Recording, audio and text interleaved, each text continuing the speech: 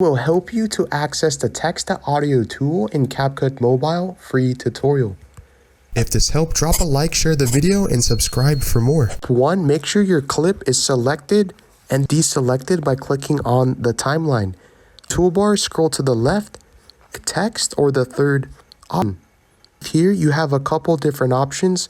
Scroll to the right and see the option text to audio. Beneath here you can type in the text by clicking on the screen. You can choose to have an AI writer to write your text, to improve your text, or expand the text. Choose AI writer, you have a list of different free Capcut mobile options. If happy or satisfied, click generate script if you want Capcut mobile to apply. Once you're happy or satisfied, click apply on the top right hand screen. Even add a voiceover or a text to speech by using a voice of your choice. Add text example 4.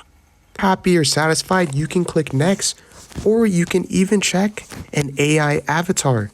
Capcut Mobile will ask you that it's going to change the text to voice to AI avatar's voice. In case I will not change, and Mobile will ask if you want to split the text automatically or not for this to load. You can see Capcut Mobile is currently generating the free speech AI avatar to load, or if you click the progress by clicking on the screen.